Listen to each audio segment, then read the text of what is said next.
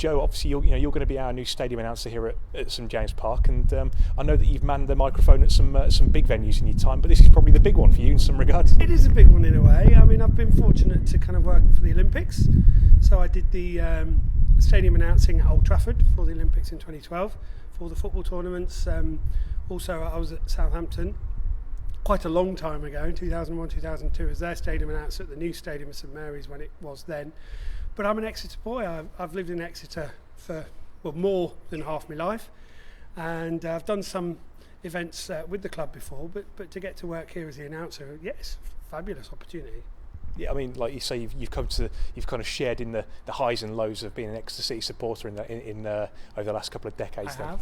So big moments for you, and you'll get to be part of those now. Yeah, no, really excited. I mean, home derby against Plymouth is going to be always a highlight of the season, and to be able to announce there, quite looking forward to that one. Well, I mean, what kind of events have you done outside of football? Then I know you were talking earlier about done cycling as well. That's right. So I'm one of the main announcers, commentators for cycling in this country. I do the Tour of Britain. So you've heard me on the street of Exeter this year, last year even. So I'm the finish line commentator. So basically I bring the race in, I work the crowds, do all the stuff before the race comes in, and then obviously commentate on it coming in.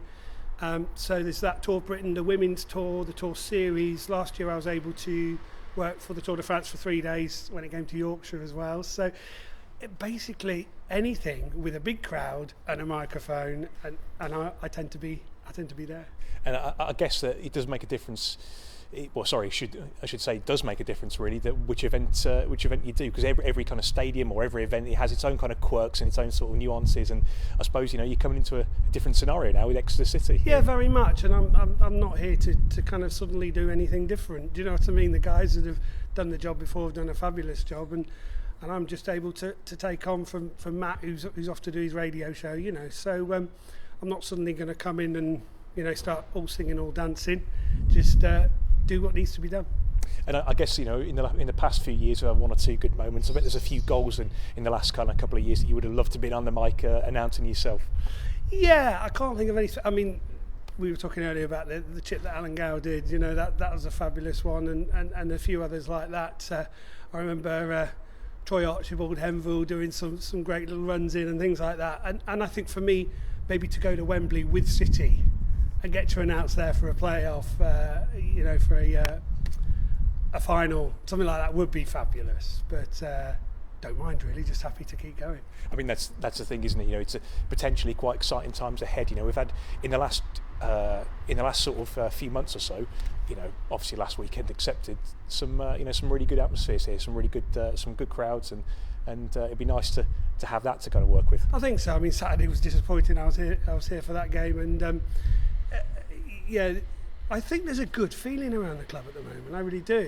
I mean, obviously the Matt Grimes transfers kind of buoyed everybody a little bit, despite losing a great player. I think it's a good transfer, and that's going to help in lots of ways.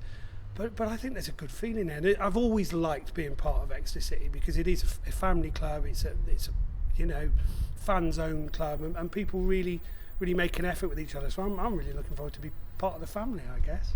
And like you said, we're in a new year now, and I think one or two people already got their eyes on sort of 6 weeks' time when we host Plymouth Argyle here, and as you've already touched on. So fingers crossed that'll be two teams that are kind of pushing at the right end of the table, and hopefully that game will really mean something come the end of the season. What? I wouldn't be surprised if the majority of our season could be pinned on that one. But it's always a fabulous occasion anyway, and can't wait to be part of that.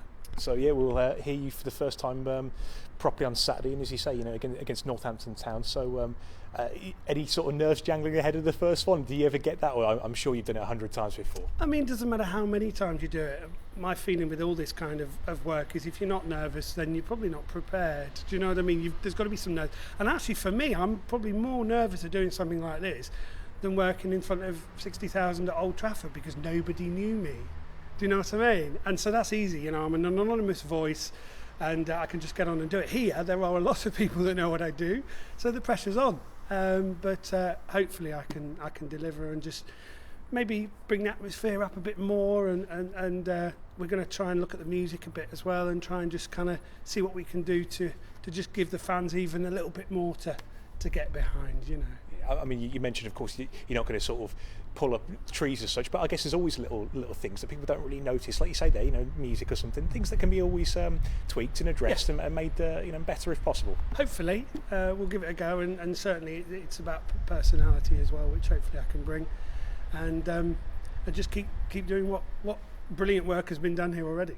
And fingers crossed, you know, in the very near future, you'll have you know, some new goals to announce, and some, as you say, some 3 points and some Argyle 0 results at the end of the the afternoon. City 5, Argyle 0. That would be a nice one, wouldn't it? But we can dream.